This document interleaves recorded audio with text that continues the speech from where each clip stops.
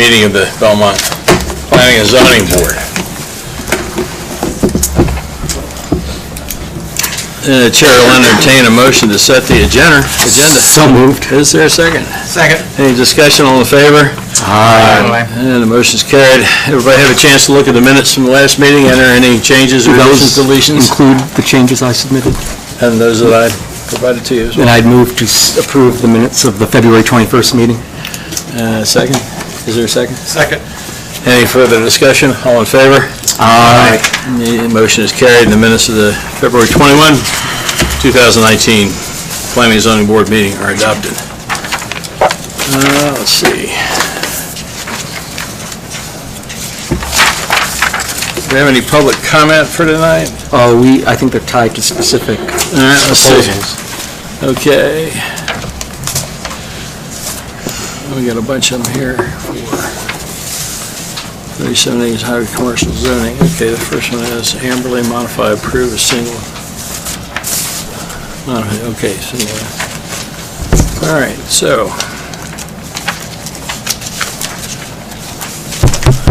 What do you think? Want to do this first? No, I mean, don't we give the presentation? Well, I mean, do it that way if you want, yeah.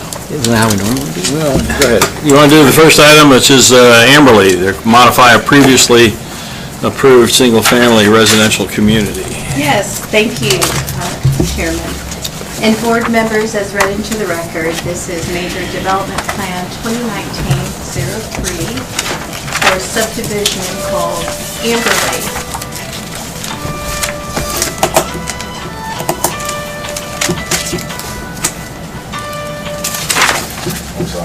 It's all right.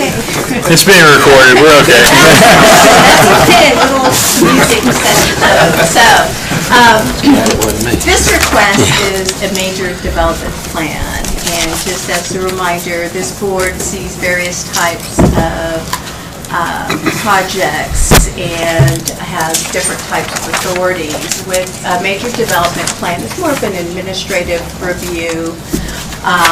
It's not legislative, such as a rezone or text amendment, and of course this board no longer listens to or hears quasi-judicial that goes straight to council. So a major development plan is required when a proposed project and its use is consistent with the existing zoning classification. That means it doesn't need to be rezoned, it's sort of considered a by right. If it can comply with all the requirements of the Land Development Code. So the major development plan with regard to residential subdivisions, if they are proposing 8 lots or more for residential, it does require it to go through this process. The intent behind the process is to allow city officials and the community to view and provide input on a development, and specifically what we call this in your packet, before development begins. This process works very well. It, again, provides the opportunity for a dialogue, and in almost all cases, it often results in a project that exceeds the minimum requirements of our code based on input. The planning board's task is you're required to review this and make a recommendation to approve with conditions, or recommendation to deny to the city council. So the proposal in front of you is for a 188-lot residential subdivision on 83 acres. Parcel IDs, for the record, are 188088, 188087, 188095, and 188090. Now, this residential subdivision is proposed to be set with detached single-family residential units. The community includes open space, tree-safe areas, and required infrastructure. Now, this project is actually a modification of an existing approved project that was approved for a 164-unit subdivision, and I'll go into the background and details in just a minute about that.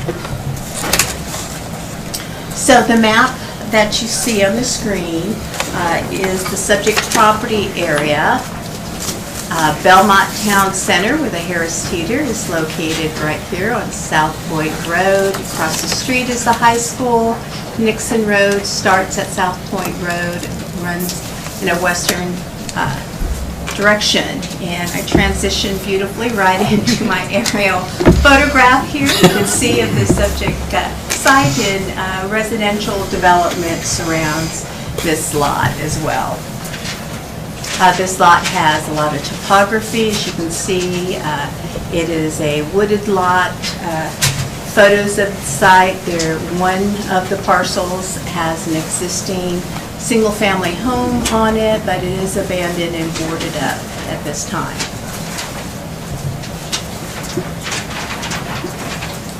So the original approval was approved, went through the same process. The major development plan was approved in 2017 with conditions. It was for 164 single-family residential lot community, which resulted in a density of just under 2 dwelling units to the gross acre. The status of this project is they have completed the required annexation, the construction plans are approved, they've received outside agency approval such as from the state for their water and sewer and NCDOT. So it's really ready to go as far as groundbreaking. They still need to conduct the pre-construction meeting with city staff before they pull their grading permit and pay the remaining system development fees. This will need to be done by the end of the year to keep the project vested. So, as I mentioned, this is a request to revise this subdivision to add 24 lots. That would result in a lot count of 188, a density of 2.26 dwelling units to the gross acre. Based on the conditional approval, the additional lots does require it to go back through a major development review process. We did review this based on the city's current codes. What has changed in our current code since the original approval is, as you are aware, the city initiated a traffic impact study ordinance in 2017 to take into account all of these smaller subdivisions and address their cumulative effects where they did not meet the threshold for NCDOT for a traffic study. But, you know, all these small subdivisions do have a cumulative effect. So they were required, and they have had a traffic study prepared for the entire 188 lot subdivision. And again, it is going through the regular process of being heard tonight by the planning board for recommendation to the city council for a public meeting, in a public meeting. So here is the overall site plan, and this may look very familiar to the board. It's the same exact layout as previously approved, the same roadway network and housing type, some alley fed, some front loaded single-family lots. What has changed, and I'll show the details in just a moment, is they have modified their lot widths. Yeah, I noticed that. In order to take in the additional proposed 24 lots. So here, the table that's provided on the screen and in your packet as well, they outline some of the performance standards. And what I did is the first column represents the performance standards for the general residential zone, the existing zoning on the property. The middle column is what was approved in the original approval, and then the new proposed performance standards. So we'll start with the minimum lot width for what we call an alley lot, meaning it loads from behind in an alley. The minimum lot width for these type of lots in the city is a minimum of a 30-foot wide lot. The original approval, they had lot widths varying from 45 feet in width to 55 feet in width. And what they proposed is a reduction of 5 feet. So they would vary from 40 feet in width to 50 feet in width. Now, the alley load lots that are proposed at 50 feet in width, you'll notice that they are located adjacent to Nixon Road. And that is because originally their largest lots were 55 feet in width. We had them place that on Nixon Road, and that was to try to blend in with the other lot widths in the communities along Nixon Road. So this would be a reduction of 5 feet in width, but it still exceeds our minimum requirement. With regard to what we call a street lot, meaning their garages face the street and are loaded from the front, the minimum lot width is 55 feet or greater. The original approval ranged from 65 feet to 70 feet in width. They are proposing to meet the minimum width of 55 feet in width. And those are in the internal area of the development. With regard to setbacks, none of the setbacks have changed from the original approval. They are consistent or even exceed our minimums for the general residential zone. Side setbacks are going to be less though, right? Yes, they would be, they're still, they're 20% of one number that's less is less. Whatever the lot width, yes, that's correct. So, with regard to tree save area, as you're aware, our land development code requires that 25% of the existing tree canopy be preserved. That comes to just under 21 acres. It's 20.75, and they are providing me 20.75 acres of tree save area. In addition to the required tree save area, new developments are required to plant street trees as well as yard trees on the individual lots. Based on their overall design, that would result in about 700 additional trees, and that is based on the additional lots, is about 48 trees over the original approval. So by the time all the trees are mature and everything's planted and the dust has settled, there should be a return of about a 38% tree canopy for that community. With regard to open space, per the ordinance, they are required to have 7.85 acres of open space. They have provided over 37 acres of open space. With regard to street design, it has not changed from the original approval. Nixon Road is currently a 60-foot right-of-way. The future plans for Nixon Road is an 80-foot right-of-way. And the applicant, where they control the property, is required to dedicate 40 foot from center line to help meet the future needs of that 80-foot right-of-way, and that equates to about just over a half acre of additional street dedication. They are required to have a gutter and a 10-foot wide multi-use path along Nixon Road, including street trees and street lights. Yes. Sorry. Yes, sir. Now, according to the report, Nixon Road isn't completely built out through correct. this development. Explain that to me. Nixon Road is, and maybe I can let our transportation engineer.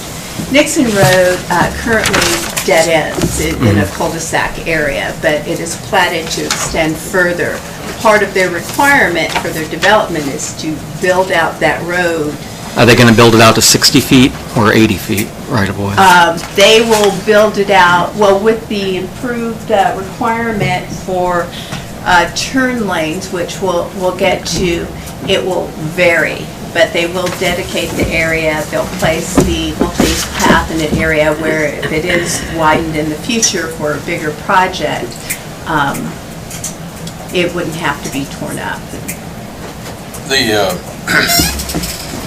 This small area plan that's coming for the small along the river there. Plan abuts this property. Yes, so the question is, the roads that are coming up through that, we've discussed this before, as a need to make sure that there's plenty of way for the traffic that now is clogging South Point Road. Eventually is going to be alleviated perhaps by a parallel road that goes The up through Belmont Mount Holly connector, which is supposed to run Right, north and through south, that, and right. Nixon And how wide is Road that road is supposed to planned. be? Is that going to be a 4-lane or 2-lane or 3-lane? It is undetermined at this time. Well- I think it's on the, maybe, I'm not sure. I believe it's on the, within the comprehensive transportation plan for the MPO, it's identified as a 4-lane facility. Well, if that's 4-lane and this is only 3-lane, you're going to have a bottleneck up there, right? No, Well- it depends on the direction of traffic and how it flows. You typically have main arterials Right. going through maybe north-south, and then smaller collector roads that intersect. So is the 3-lane designed so that there'll be 2 lanes going one way at certain times of the day and 2 lanes going the other way at certain times of the day? I don't think the full 3-lane, and we're talking about what's planned in the future, the Yeah. 80-foot right-of-way. I don't think it has been completely designed at this time Yeah. of what that will look like. Well, yeah, I understand it, but what we're supposed to do is plan for the future. So I could- Indicative in our name. So wouldn't the question be, is an 80-foot right-of-way, does that have the Adequate. does it have the capacity to? Yes, that 80-foot right-of-way requirement came out of the MPO here. We contacted them, we asked what the future roadway designation for Nixon Road is. They said a 3-lane cross-section. I asked, well, what's that width? They said 80 feet. With that information, they are required to dedicate, if they own both sides of the full 80 feet or just half the side, and there's other private property owners across the street 40 foot from center line. So the right-of-way will be there for the future. Okay. Thank you. Well, yeah, I mean, because what you're getting at is there enough room to build a large enough road to accommodate the capacity going in and out? And really that's determined not by this project, but by the size of the right-of-way. Okay. And so the question would be, is the right-of-way large enough to accommodate 4 lanes or 3 Okay, lanes? well, if we're thinking 4 lanes for this project that's coming in the future, the what do you got, small area plan, right? I got that term right there. That's coming up on the east side of the South Fork River, right? If we're going to have a 4-laner there, right? The question that I have is the right-of-way in this project where that's going to tie in, right? Is that going to be sufficient to allow a 4-lane going through there, or do we not care if it's not a 4-lane at that point?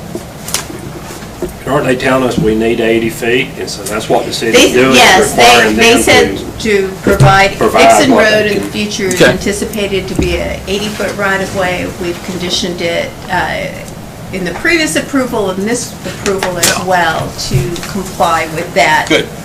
The small area plan, the only thing I'll add is a small area plan. When and if that Yeah. gets started, they will do a traffic analysis for the entire 1,100 acres and look at the intersecting roads to ensure that it's a network that works. Good, thank you. Okay. Traffic analysis. So as I mentioned earlier, that what's new in the ordinances today that was not in place during the original approval is Chapter 16, specifically Section 16.4 of the Land Development Code, requires a traffic impact analysis if it meets the city's threshold, which is lower than NCDOT's, because again, our intent behind that ordinance was to capture the smaller developments, have them mitigate their impacts, so to offset the cumulative effects. The way our ordinance is written, that the traffic consulting firm, they work for the city and not for the developer, so the city has a contract with Kimley Horn. Although they work for us, the developer is required to pay for the traffic analysis. So with that, I'll bring up Mackenzie and Keehan or Stephen Blakeney to provide the overview of the traffic analysis. And give me one moment to switch this.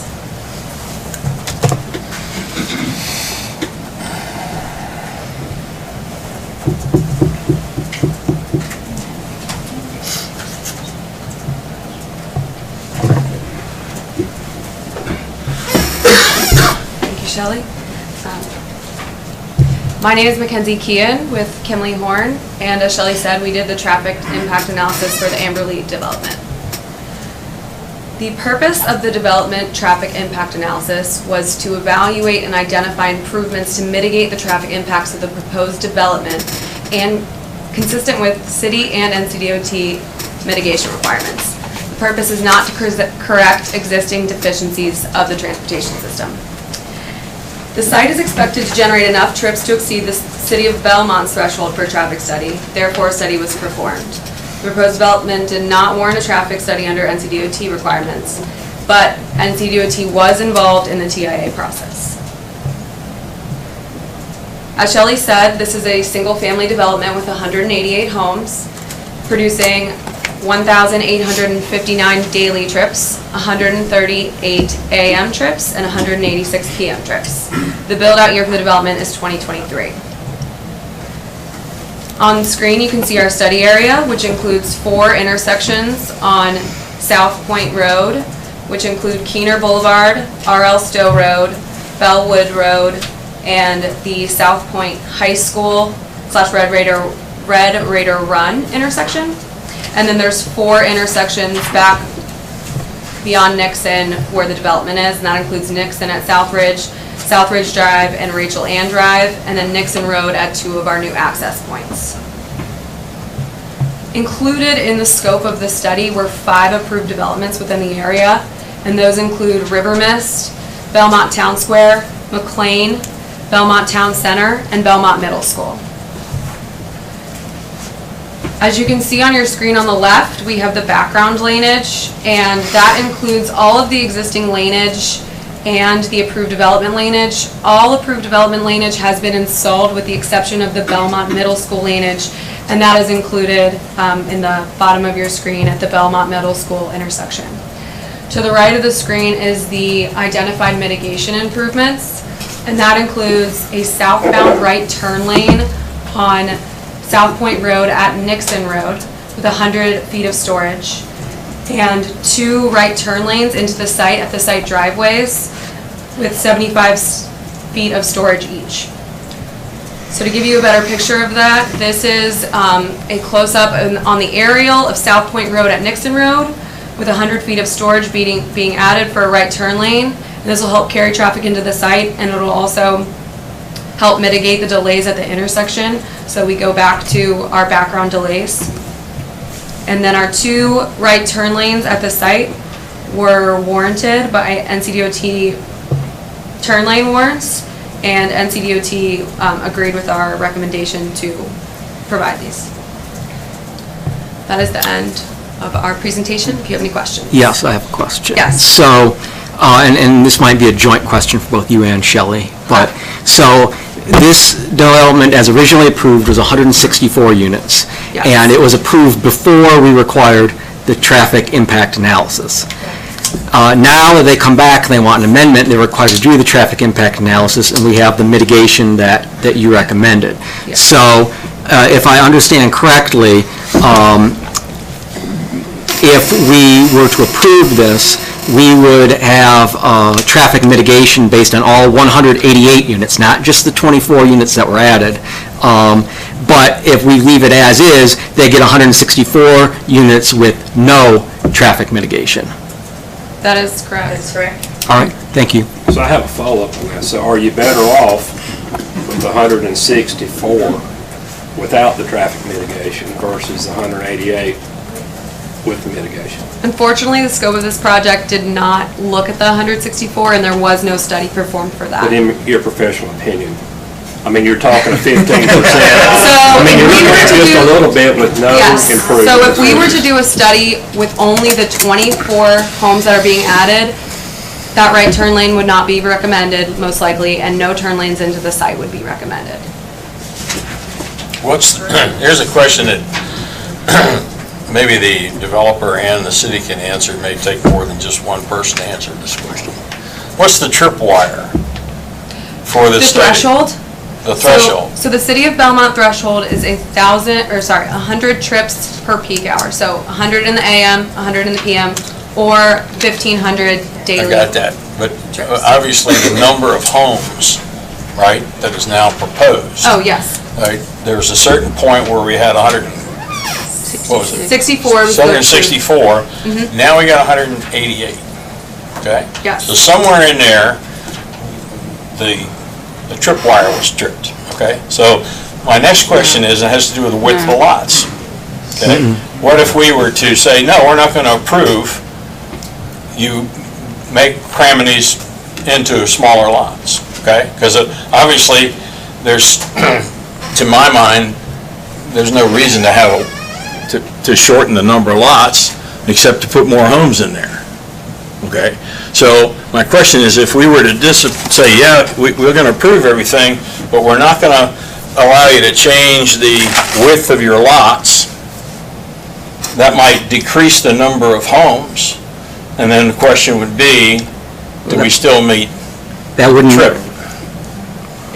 how, that, we wouldn't be approving anything because the whole, To clarify too, when the original approval happened, this was prior to the that. ordinance, so 164 may have actually tripped your threshold.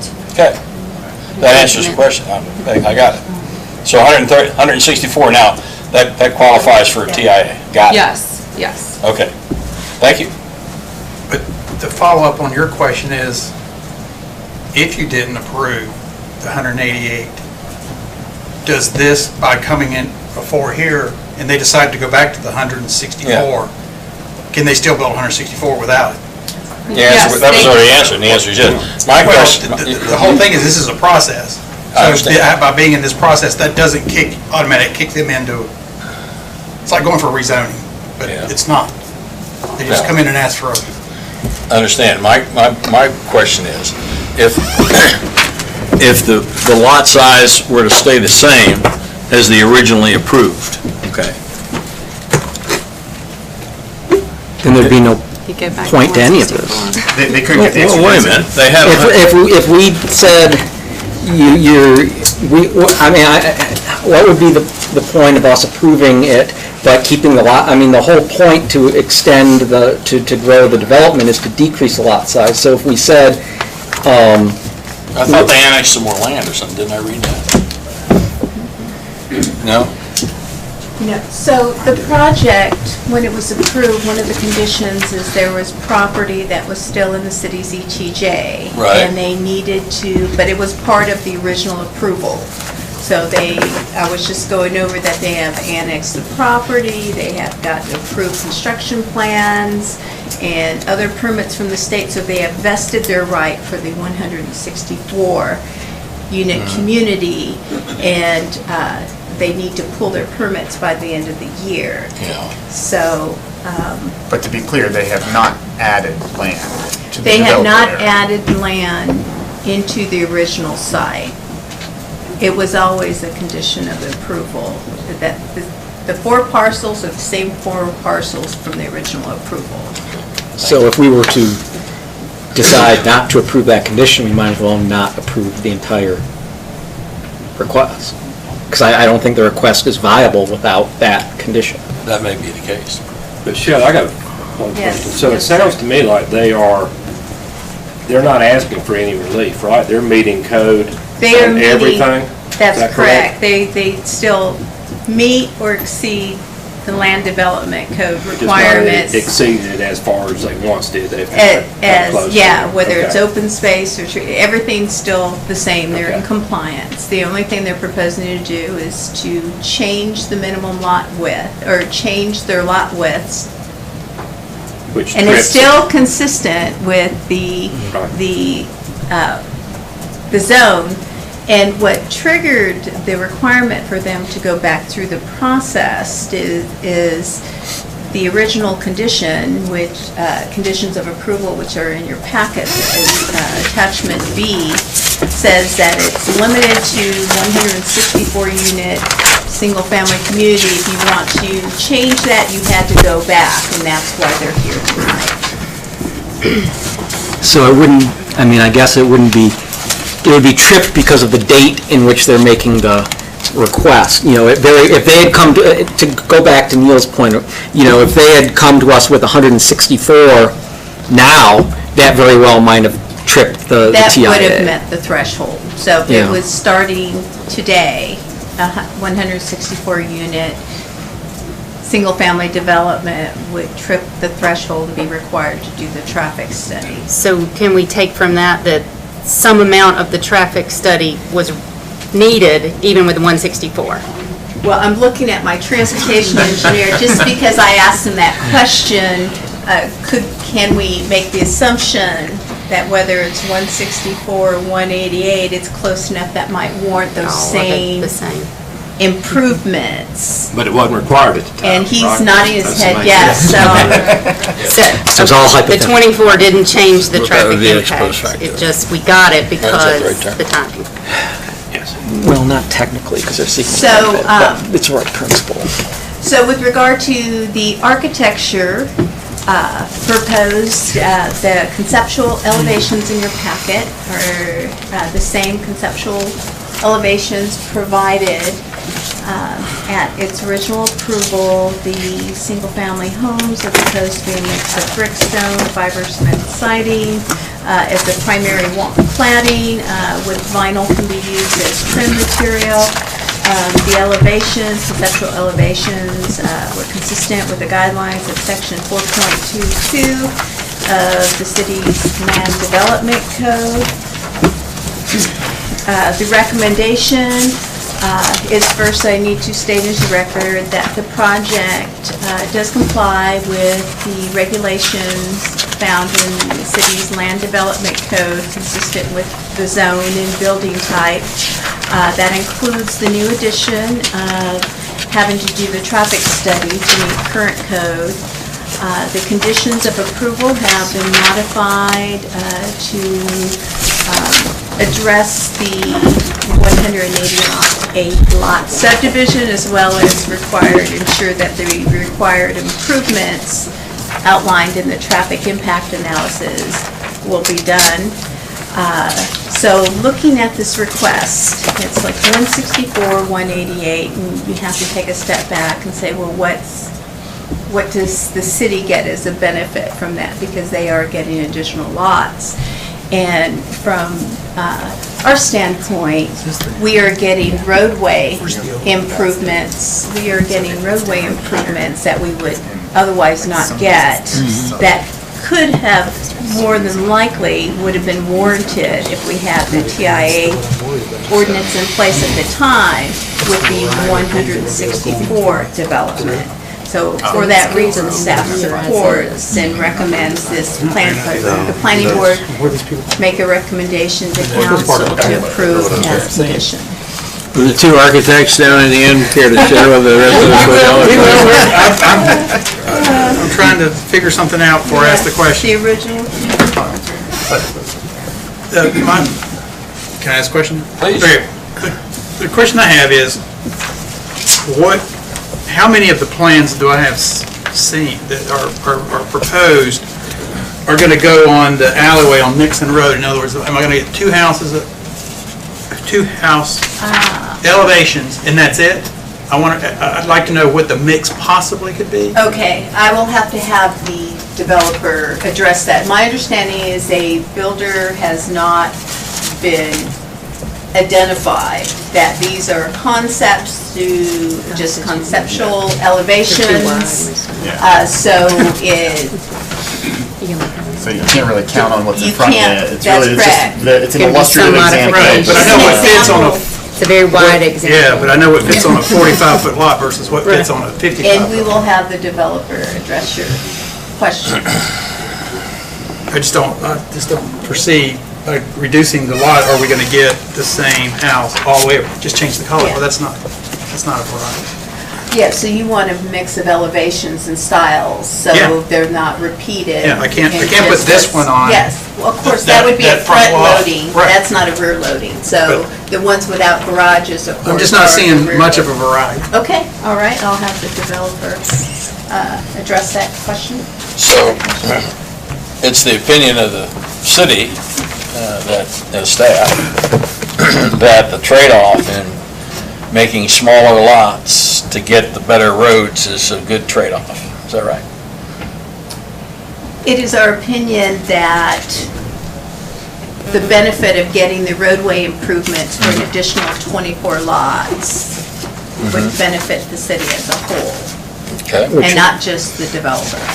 They've paid for Understand. traffic impact study as well as the Yeah. required improvements. Yeah, I'm looking at it from the city's perspective as to whether this is this change is a plus for the city, as opposed to, in other words, we went to great lengths to try to minimize the growth on the peninsula. And now it seems that Right. And just for clarification, they still meet it, right? They still meet the 3 units per acre. the city placed the South Point overlay on large vacant properties on the peninsula to limit the density, overall density of Yeah. those sites of 3 dwelling units to Yep. the acre. At the time this project was approved, so the overlay was not placed on Right. it. This project still is below Still is below, that's the point. whether that overlay was placed on it. Got it, thank you.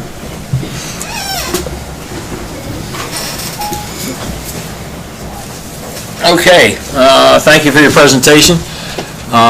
Mr. Waters is the petitioner, so I recognize Mr., do I got the right one here? Yeah, Mr. Waters, yeah. How you doing? Welcome.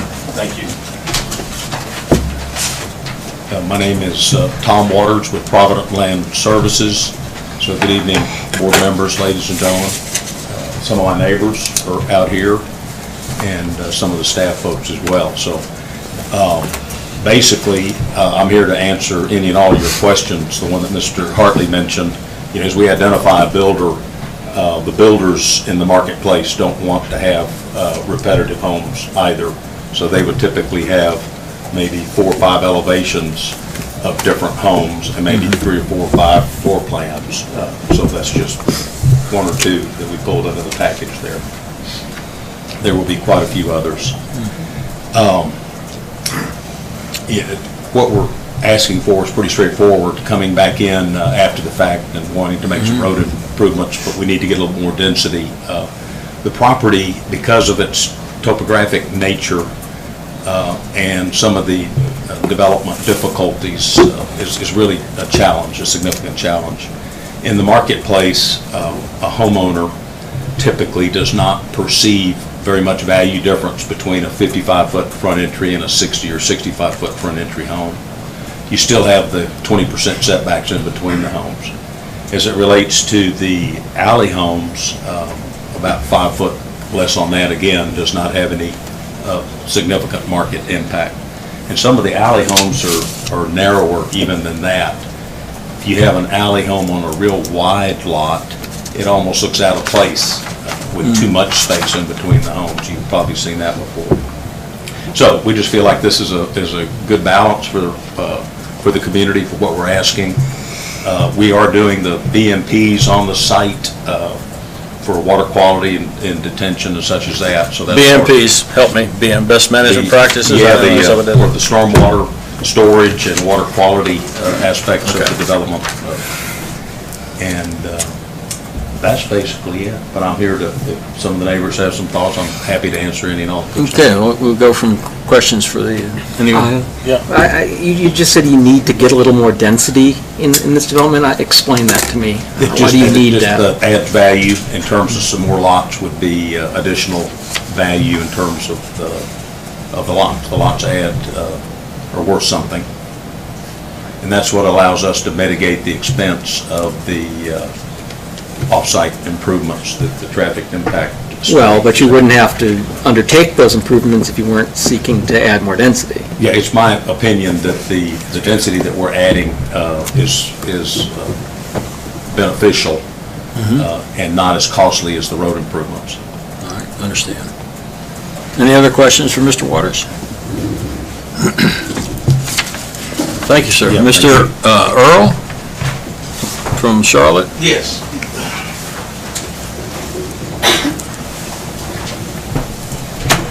Good evening.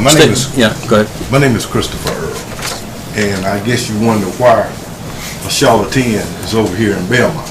I am. Well, I lived in Belmont for almost 20 years. I went to school here. Yeah, okay, good. And I have a valid interest in Belmont because I got property in Belmont.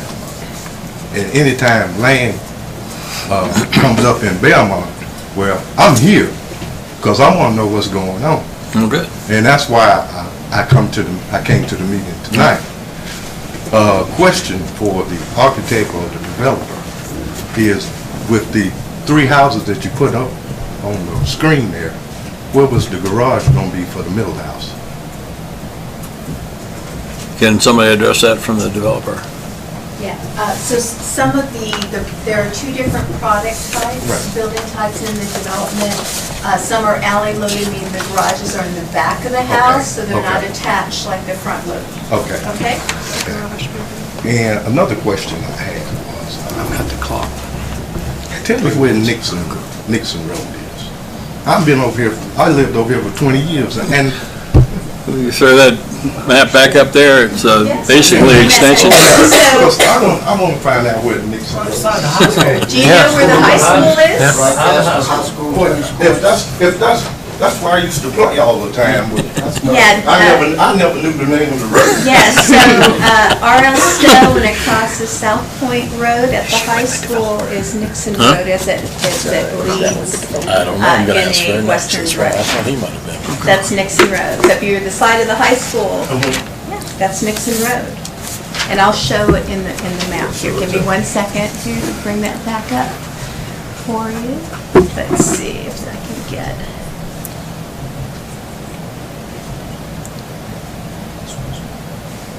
Let's see. Oh, I know why. There it is. Okay, so you follow the dancing pointer up here. This is Belmont, or excuse me, South Point High School. Right here. South Point Road is right here. So this road here is it heads in a west direction. That is Nixon Road. And if you would go straight through the intersection, that would be R.L. Stowe Road. Oh, I know where it is. You know where it is? Okay, yeah. Good. Okay. I used to ride my bicycle over there, so I'm pretty familiar with it. Good. All right, Katie, go forth. Evening. Good evening. My name is Katie Goforth, and my family and I live at 111 Creek Hollow Trail. I work as a realtor here in Belmont. I've met Mr. Waters in my backyard a couple of times through this process. To the best of my ability, I've tried reading through the traffic impact analysis related to the Amberley subdivision provided on the website. It's discouraging to me that we appear to be moving forward with this Amberley and now potentially increasing the amount of homes in the neighborhood based on the traffic analysis. And I'd like to just point out several concerns that have occurred to me from the report.